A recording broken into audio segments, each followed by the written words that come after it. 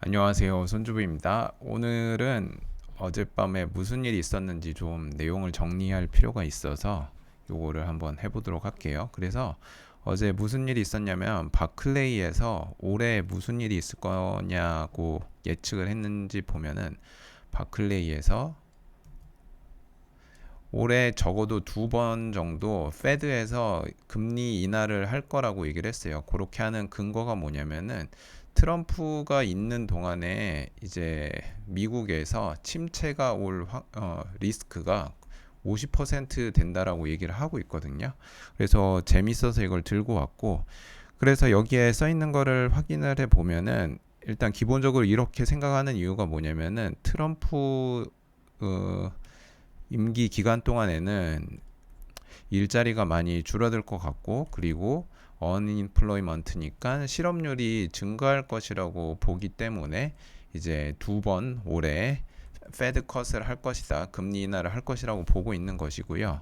그리고 내년도에 또 2번 금리를 3월이랑 6월에 2026년에 할 것이라고 예측을 하고 있어요. 그래서 2026년 하반기쯤에는 금리가 3.25%에서 3.5% 정도 될 거라고 얘기를 하고 있습니다. 그래서 이건 개인적으로 어제 증권사에서 일하시는 PB 담당자님을 만났는데, 거기에서는 이제 주로 미국 장기채 투자를 권유를 하고 계시고 있었습니다. 그래서 내년도에 보시다시피 바클레이 여기도 3.25%에서 3.5%로 금리가 낮아질 걸로 예상을 하니까, 금리가 낮아지면은 채권 가격은 올라가기 때문에, 그래서 미국 국채 그리고 특히 장기채 권유를 많이 하고 계신다고 얘기를 하더라고요. 그래서 대표적으로 미국 장기채가 TLT죠. 요거를 권유를 많이 하고 있다라고 얘기를 들었습니다.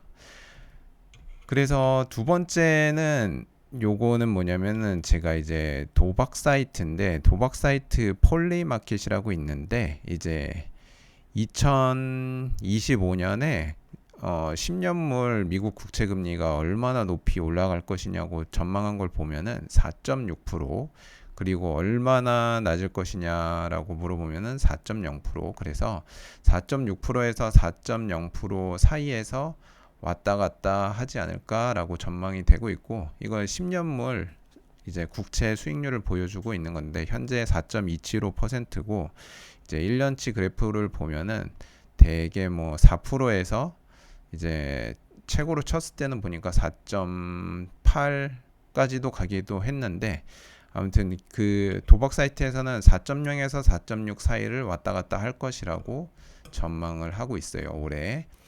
근데 이 바클레이에서는 전망을 한 게 리세션이 올 거라고 전망을 하고 있는데, 또 웃긴 거는 이 시티그룹에서 작성하는 자료 중에 이코노믹 서프라이즈 인덱스라는 게 있어요. 이코노믹 서프라이즈 인덱스가 뭐냐면은 말 그대로 경제지표 우리가 발표를 많이 하잖아요. 그러면 경제지표 발표되기 전에 어떤 일이 있냐면은, 일단 전문가들이 전망치를 내어놓고, 그러고 진짜 실제치가 나오게 되거든요. 그러면 실제치가 전망치보다 높으면은 이게 서프라이즈가 난 거예요. 그래서 서프라이즈가 많이 나면 날수록 이 0을 기준으로 해서 이제 위쪽으로 플러스가 나오는 건데, 재밌는 거는 시티그룹 이코노믹 서프라이즈 인덱스를 보면은 지금 플러스의 위치에 있어요. 그러니까 경제가 뭐 나쁘다 그러는데, 요걸 봤을 때는 또 그렇게 나쁜 건 또 아니에요. 그래서 참 투자하기가 힘든 세상인 것 같은데, 그럼에도 불구하고 저는 이제 투자를 할 때, 이건 그냥 제 개인적인 생각인데,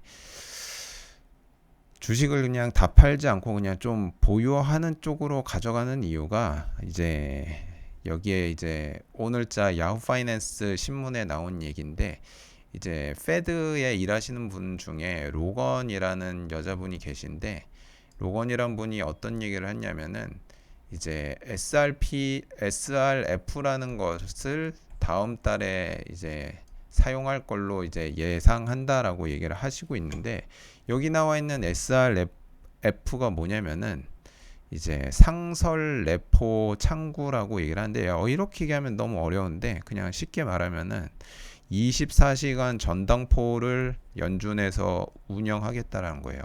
왜 24시간 전당포를 운영을 하냐면은 금융위기가 오는 거는 되게 일시적으로 시중에 돈이 없어서 금융위기가 온단 말이에요. 그래서 그러한 금융위기를 막기 위해서 24시간, 상설의 뜻이 24시간이라는 뜻인 거고, 그래서 이게 Standing Repo Facility인데 24시간 전당포 운영을 하겠다. 그러니까 은행에서 갑자기 돈이 부족해지면은 그냥 돈을 그냥 싸주겠다. 그냥 싸주는 건 아니고 이제 은행 같은 경우에는 담보물을 맡기겠죠. 담보물이 대부분은 미국 국채일 것이고 미국 국채를 맡기면은 그거에 따라서 돈을 싸주겠다.